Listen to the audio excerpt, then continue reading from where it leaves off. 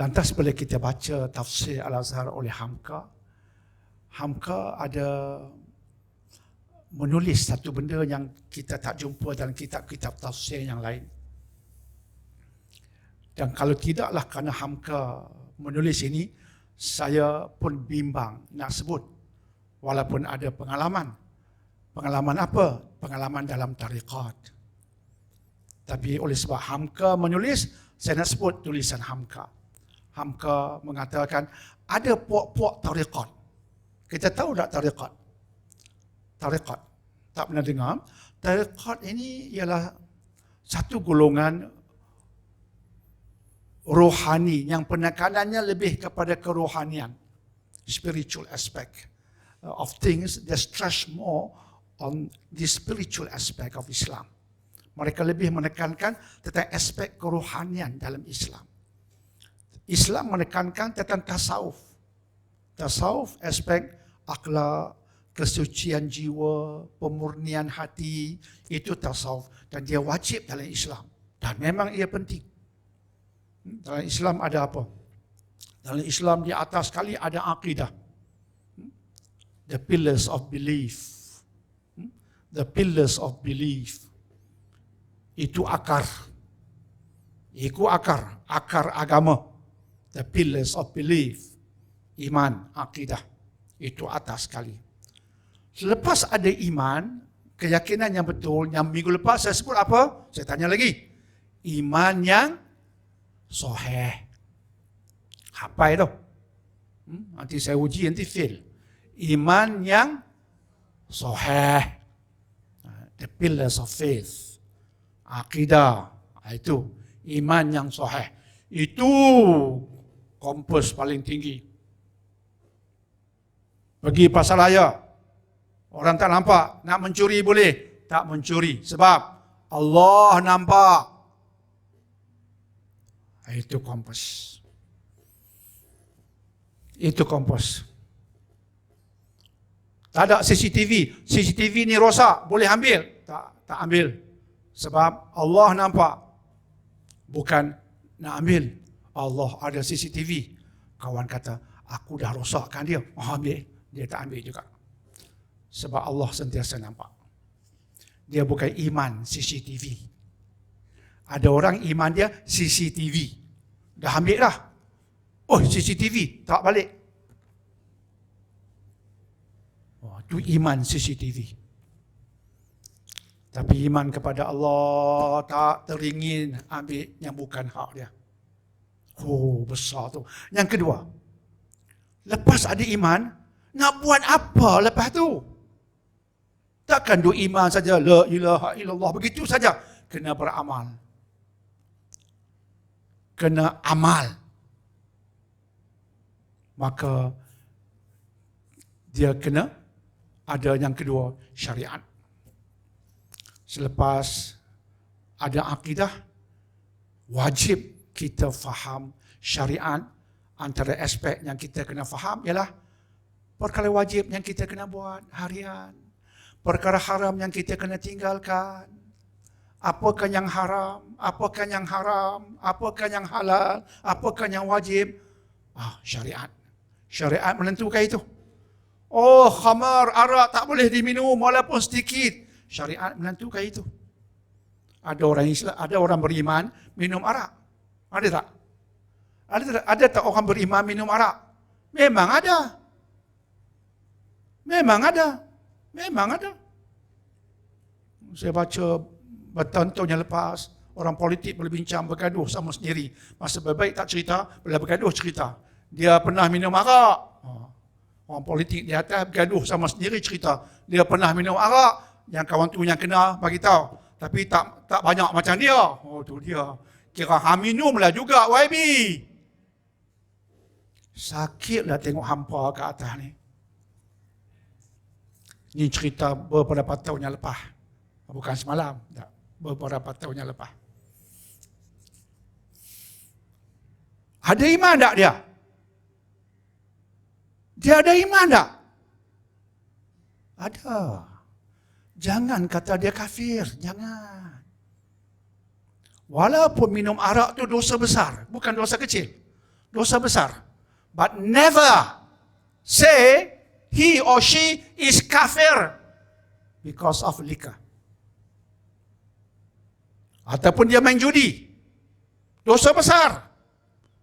Tapi tengok sorak beranak, Ahmad bin Muhammad. Bukan nama sebenarnya. Bukan nama sebenarnya. Ahmad bin Muhammad main judi. Dosa besar. Dia kafir tak? Tidak. Jangan tersilap. Tidak. Tapi dia berdosa besar. Ya. Perbuatan itu memang dikutuk Allah. Dia buat berdosa besar. Jadi kena ada akidah. Itu nombor satu. Yang kedua, kena faham syariat.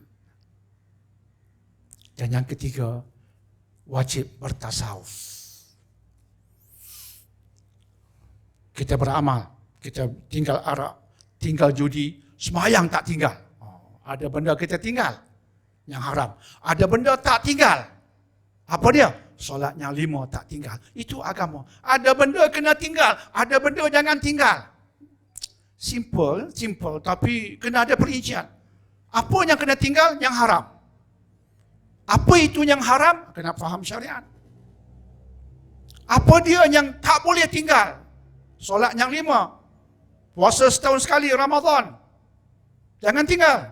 Melainkan atas uzur syar'i. Tapi cara umumnya jangan tinggal. Kewajipan, kefarduan. Nak tahu itu kefarduan macam mana? Kena faham syariat. Kemudian ada orang yang sembahyang tak tinggal. Tapi jiwa tak ikhlas. Itu yang ketiga. Keikhlasan, kejujuran, itu tasawuf. Okay. Maka Quran dan Sunnah banyak bercakap tentang tasawuf. Antaranya surah Ar-Ra'd ayat 28. Surah Ar-Ra'd, surah nombor 13 ayat nombor 28. Ala bi dzikrillahi tatma'innul qulub. Ketahuilah, dengan banyak berzikir kepada Allah, hati bisa tenang. Dengan banyak ingat pada Allah, dengan banyak zikir kepada Allah, hati bisa tenang. Maka aspek banyak berzikir ini orang tasawuf banyak amalkan. Okay? La ilaha illallah, subhanallah, la ilaha illa ant, subhanaka inni kuntu minaz zalimin, astaghfirullahal azim, alladzi la ilaha illa huwal hayyul qayyum, wa atubu ilaik. Hasbiyallahu wa ni'mal wakil, la haula wa la quwwata illa billah. Banyak berzikir kepada Allah, hati bisa tenang, kita berzikir. Lahir tarikat kemudian. Lahir kumpulan tarikat yang menentukan amal-amal zikir bagi tarikat kami, inilah dia. Lahirlah tarikat dengan Tok Syekh dia, dengan amalan-amalan spesifik untuk tarikat dia, yang berbeza sedikit sebanyak dengan tarikat yang lain. Saya pernah masuk tarikat. Tak payah sebut nama tarikat.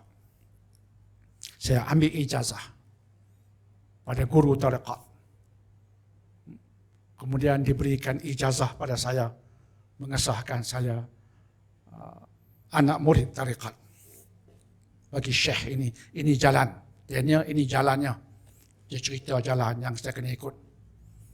Kalau buat sungguh-sungguh, boleh sampai ke makam wali. Wali. Bukan wali kahwin. Wali Allah. Wih, dia ni boleh pergi jauh. Rupanya tak jauh mana, tersangkut.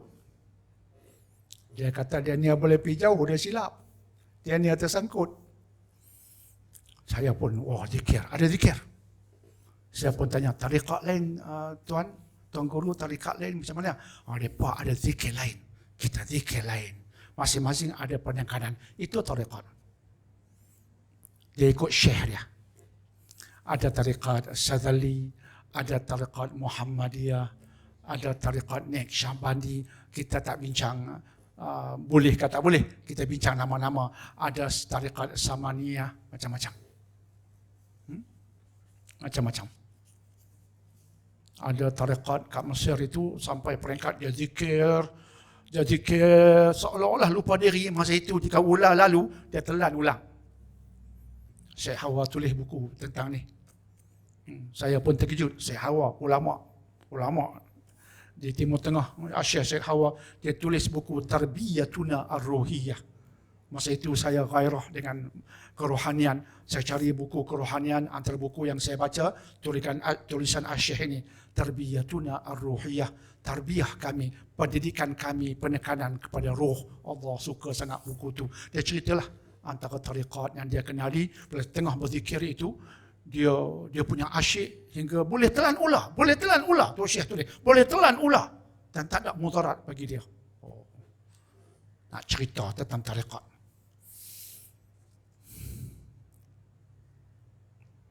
Cara umumnya okey, tapi akhirnya tarikat ini ada penyelewengan. Kemudiannya ada, saya lebih nak berhati-hati. Kemudian ada tarikat ini, kemudian ada tarikat ini yang menyeleweng. Hamka tulis dalam tafsir Al-Azhar berkaitan Nabi tak pernah sembunyikan apa-apa risalah Tuhan kan dalam mentafsir ayat itu. Hamka menulis dalam tafsir Al-Azhar tentang ada tarikat yang memberitahu kepada anak murid mereka, yang anak muridnya itu dapat daripada syekh-syekh mereka, dan syekh-syekh mereka dari turun-temurun menyampaikan berita bahawa ada maklumat-maklumat bagi tarikat kita ini yang sahabat tertentu dapat dari Nabi secara khusus yang Nabi tak beritahu pada umatnya yang lain.